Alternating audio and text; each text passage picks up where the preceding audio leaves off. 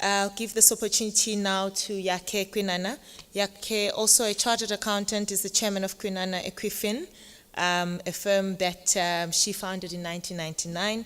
Yake also sits as an audit committee chair of a number of what I'll call a few risky clients, but we will allow Yake to then share some of her own experiences. Thanks.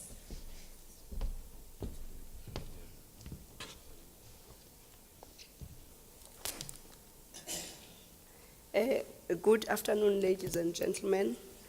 I am going to approach risk management from the audit committee point of view.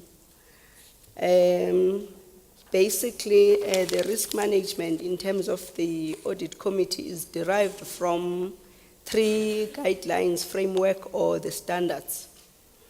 The King 3, Principle 3.8, Cause of Framework of 2004 Enterprise Risk Management, and 2009 ISO 31000 Risk Management Standards.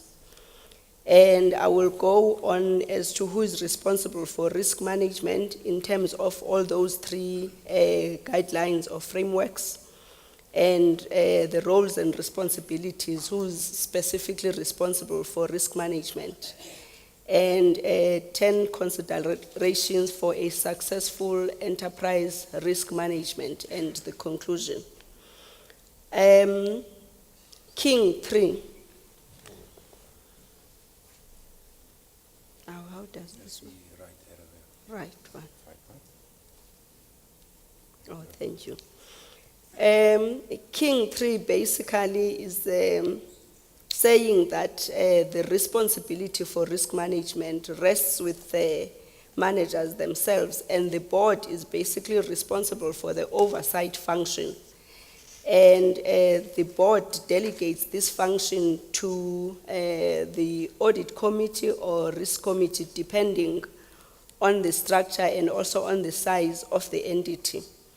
And therefore, the audit committee would report to the board on the effectiveness of the risk management. And whether this function is carried out at the risk management committee or at the audit committee, what is important is that that should be added in the charter, be it the audit committee charter or the risk charter, so that the risks are managed, and that should be in the scope of whatever committee that you think this one fits in respect of your entity. The King 3 talks about the risks, all the risks basically, be it financial risks, operational risks, strategic risks, IT risks, HR risks, and basically all the risks as Louis has properly and adequately articulated. And the risk register should be reviewed at least on an annual basis, and it is reported quarterly in the audit committee, at least quarterly, because aligning the risks in terms of reporting with how often should the audit committee sit, where the audit committee should sit at least 4 times a year. In all these meetings of the audit committee, risks should be added. And in fact, what we expect in terms of the risks, we expect them to be rated in terms of adequacy and effectiveness, and we also expect the controls in respect of those risks that have been identified. And also the controls need to be tested for adequacy and effectiveness. And again, more importantly, the audit committee needs to report on the effectiveness of risks in the annual report. And therefore, it is important that the risks are taken care of by the audit committee. And that is basically in terms of the King 3 Principle 3.8. And also, we as the audit committee members need to make sure that there is the weaknesses in the financial controls. Basically, the weaknesses is when the risk has in fact materialized, and therefore now it's no longer a risk, it's something that has happened, which basically is the weakness. And that weakness should also be reported in the audit committee. Other risks that also Louis did mention that I'm going to emphasize is also the fraud risk, where basically management needs to make sure that they do have the whistleblower facilities to make sure that they do make sure that even if, for instance, you do not want to be identified, you are able to report any potential risks or weaknesses. And also it encourages also the employees and people from outside to report the areas that they feel are not comfortable with. The other risk that I'm also going to emphasize, which was also stated by Louis, is the IT risks. These days, we live in a high-tech environment, and those IT risks basically do affect the financial reporting. And also, as the audit committee members, we need to make sure that the financial reporting that is done by management, the risks thereof have also been taken care of. And therefore, basically, that's the responsibility of the audit committee as far as risks are concerned. In terms of 2009 ISO 31000 risk management standard, basically it's saying risk management is not a standalone thing. It is an activity that must be embedded in all the policies and procedures of the business. And risk management, it also states that it's the function of management, as we have said.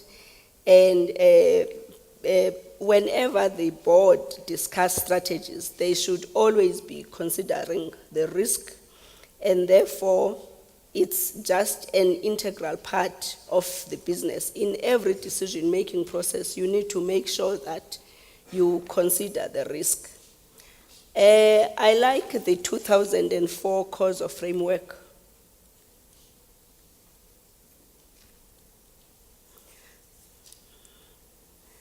The 2004 cause of framework is very specific as to who is responsible in the organization for risk management, and it is the chief financial officer.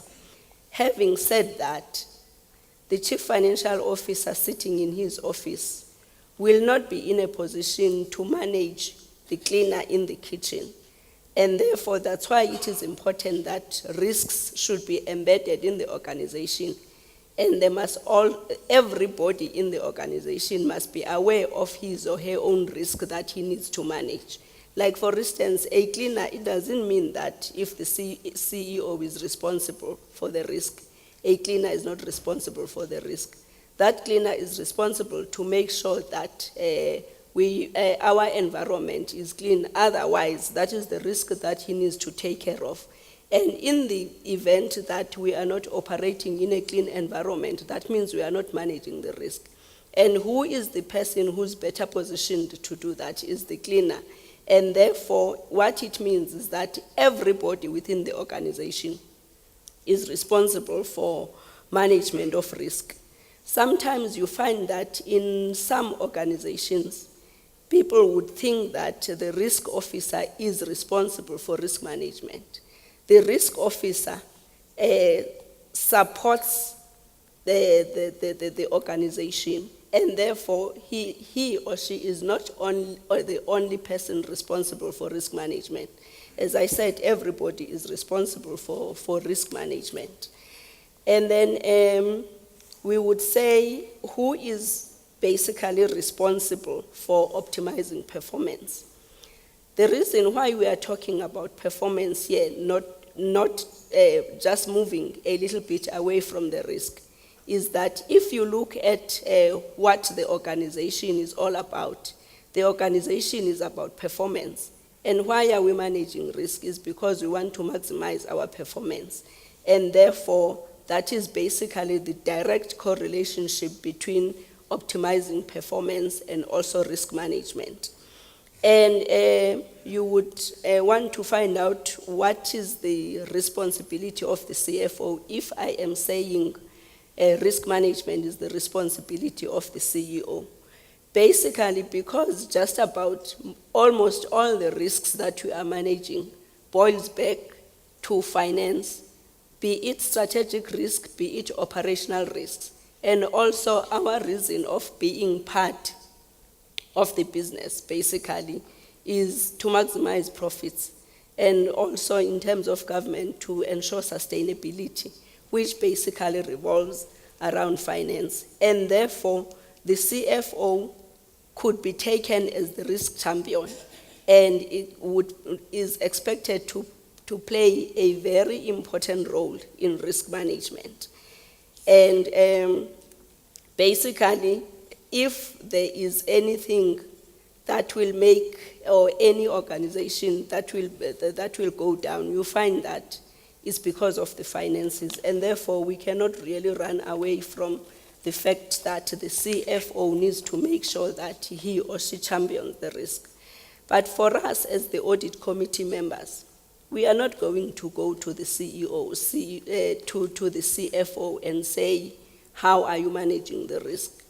We are sure of the fact that the person that we are going to ask that question is the CEO, and therefore every other person, the CEO needs to make sure that he or she manages his risk. And therefore, if for instance we look at the roles and responsibilities, much as I have started with executive management here, if you look basically at the organizational structure, you will first look at the board. And in fact, even before that, in government, you will look at the accounting authority, which is your shareholder. And then you look at the board. And then after the board is the audit committee, which basically is the subcommittee of the board. And then you go to the CEO, CFO, and then you go downwards. And therefore, for us as the audit committee members, we have a responsibility to make sure that we carry out our oversight function on behalf of the board, and then we report to the board. Hence, you find that also the other key person is the company secretariat, because he or she needs to make sure that when he plans his diary in terms of the number of meetings and when the meetings should be, the company secretary needs to make sure that the audit committee meetings happen before the board, because we need to report to the board on the activities that we feel need to be escalated there too. And therefore, the executive management should make sure that they carry out the functions of the CEO, because we do get the information and also confirmation of risk management from the CEO. And as I said, the compliance officer is making sure that they support the cause. And operational personnel, I have already stated that everybody is responsible. But in terms of accountability, the CEO is accountable thereof. And then in terms of considerations and the factors to consider as the audit committee person responsible to make sure that risks are managed, you need to really check your assumptions and make sure that these assumptions are adequate and are implementable and are reasonable. You need to always be vigilant in terms of the risks. And as Cindy said, I have been the member of very risky businesses where you do not sleep at night. But if you do not sleep at night, you need to make sure that also your CEO doesn't sleep at night.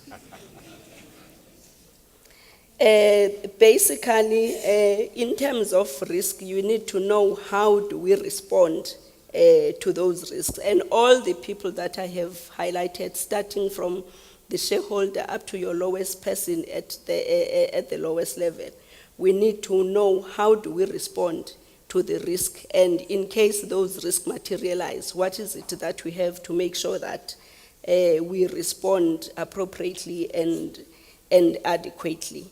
And therefore, we need to verify the information and also anticipate failure and also the cause of failure, because basically from those failures, that's where we can learn going forward. And then we need to manage the key connections. Maintain a high margin of safety, set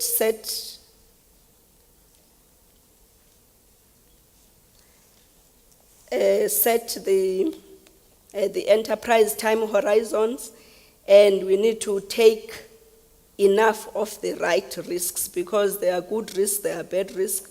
We need to take enough of those right ones, and then we need to sustain operational discipline. And basically, that's all I can share.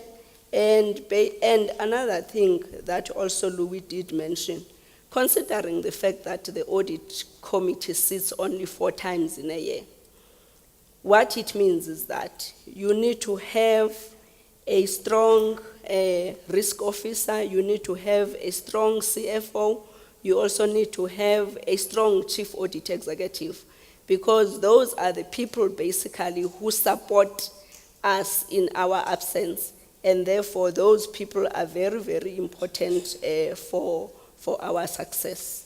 Thank you very much.